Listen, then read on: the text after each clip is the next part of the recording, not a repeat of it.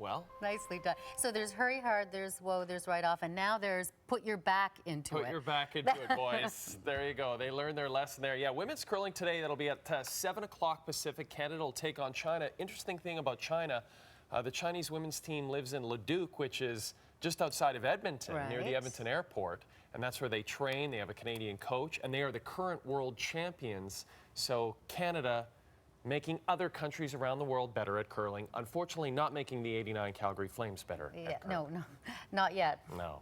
From Timbit to Stanley Cup champion, Sidni Krozbi brings his homegrown passion for the game to Vancouver in the quest for Olympic gold.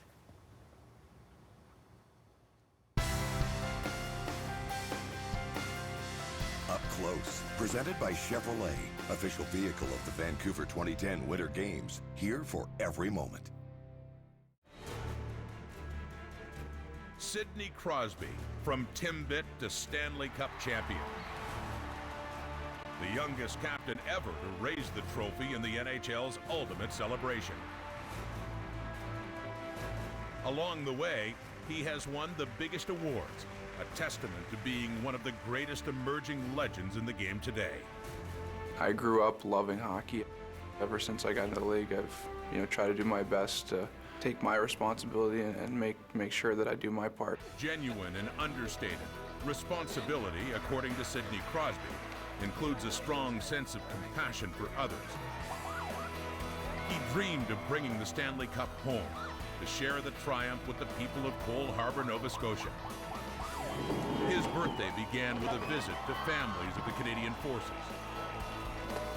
The fact that you've chosen to share this day with the men and women of the Canadian Forces is a tribute to your class, your commitment to the game of hockey, to your country.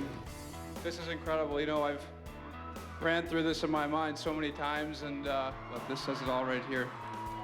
The day wouldn't be complete until he and his childhood friends reunite for a road hockey game, this time for the Stanley Cup.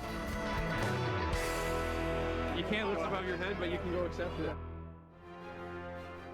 Now a return to the world stage of hockey, once visited as a World Junior when he and Team Canada defeated the Russians, led by Alexander Ovechkin.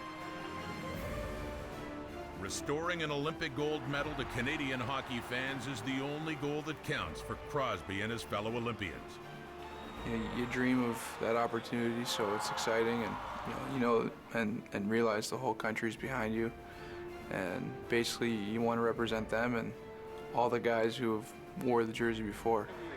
Once again, he may confront Ovechkin when Team Canada takes on the world's best in what could be the most dramatic Olympic hockey ever played.